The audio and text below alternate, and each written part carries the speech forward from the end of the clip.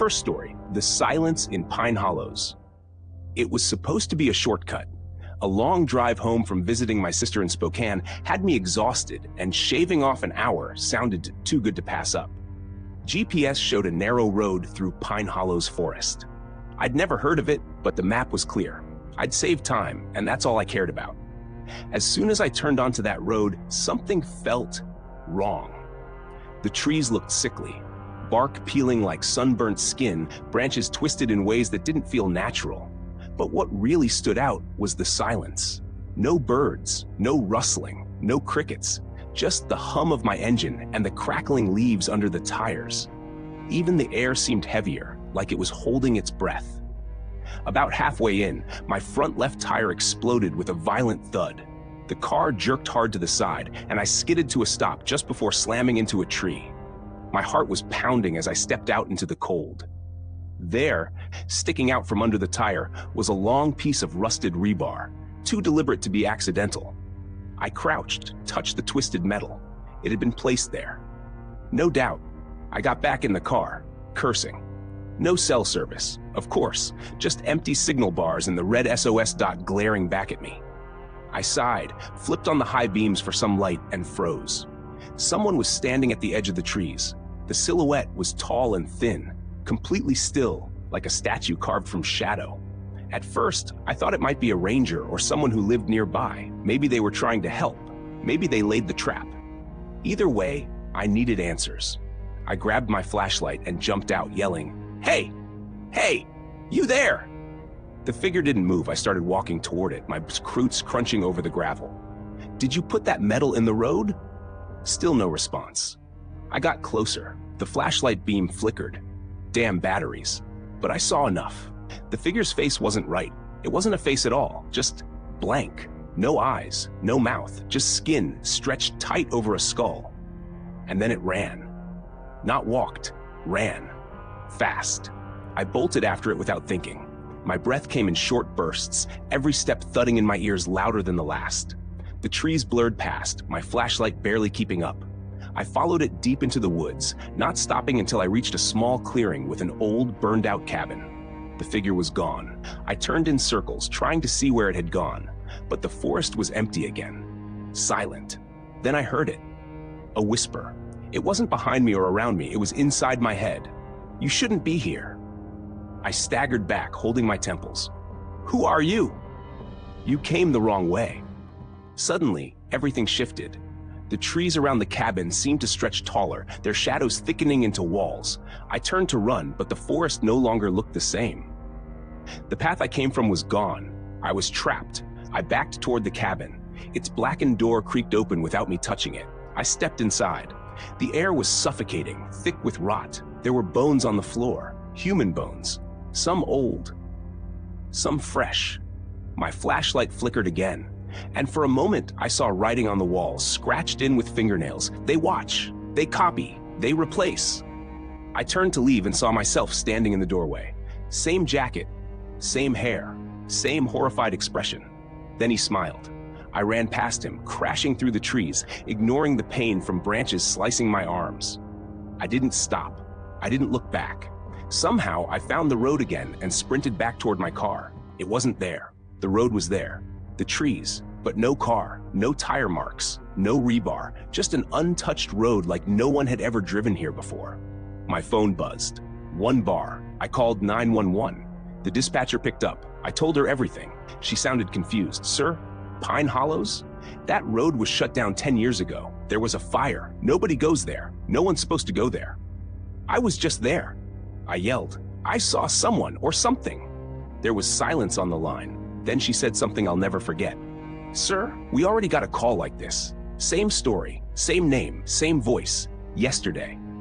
The line went dead, and now I feel it. Something's following me, wearing my face.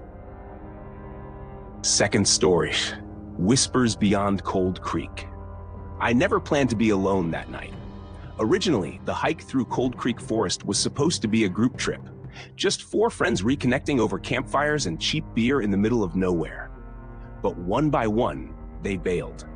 Jeremy got sick. Mia had a last-minute shift at the hospital, and Chris just ghosted me. I almost canceled it myself, but something about being out there, away from everything, had its own strange pull. So I went.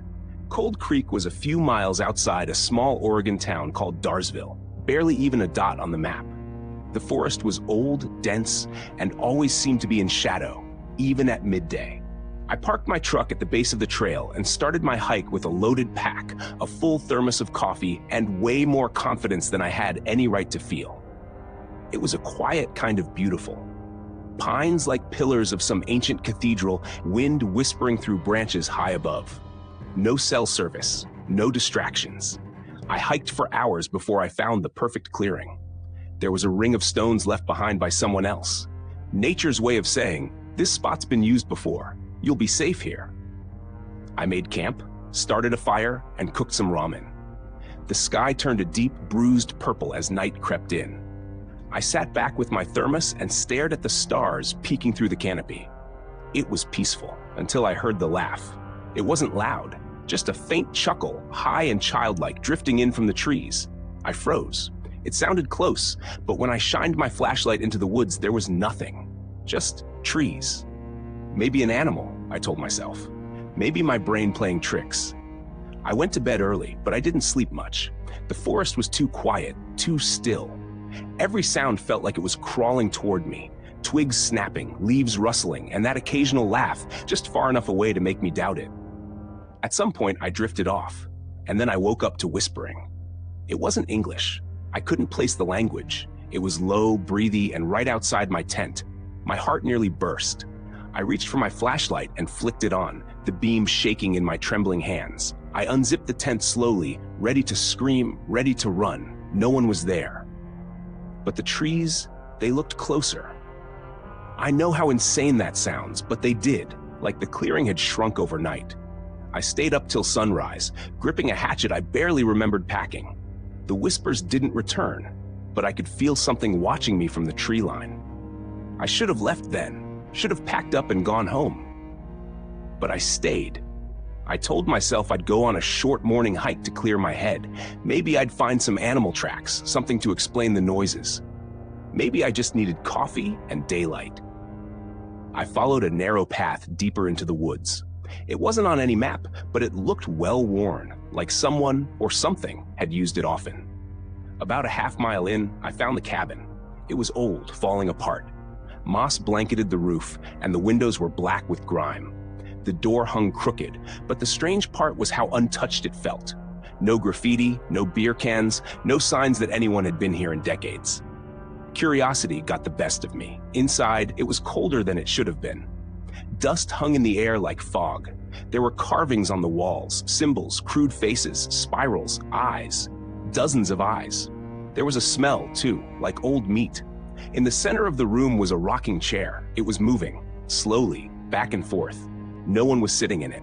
I didn't remember running, just being outside again, lungs burning, legs shaking. I stumbled all the way back to camp, but the tent was gone. So was the fire pit. There was no trace of my camp, no backpack, no footprints. It was like I'd never been there. I ran in the direction I thought the trail was, but it wasn't there. Everything looked the same. Twisted trees, mossy roots, damp earth. Hours passed, the sun barely moved, and then I heard my voice. Not someone calling my name. Not an echo, my exact voice, from somewhere deeper in the forest. "Over here," it said. "I'm right here." I stopped. I didn't say that, but it sounded just like me. Then, from another direction, "Help, I'm lost." Again, my voice. I turned in circles, sweating despite the cold. The trees were moving again, closer. That night, I didn't sleep. I found a hollow under a fallen log and curled up trying to stay warm. I could hear something circling me, slow, deliberate steps, pausing now and then like it was deciding whether to come closer. At one point, I think I passed out. I woke to whispering again, but this time it was in English. "You're one of us now." I ran, no idea which direction. I just ran until my legs gave out. And that's when I saw the fire, a small flickering light through the trees. I sprinted toward it, crying, laughing, desperate. It was another camper, some guy in his 30s with a heavy backpack and a confused look. "Jesus, man," he said. "You okay?" I tried to explain, but nothing came out right. He offered me water, calmed me down, said he'd help me find the trail in the morning. That night, I felt safer until I saw his notebook. He left it by the fire when he went to piss behind a tree. I wasn't trying to snoop, I was just bored. But then I saw what was written inside.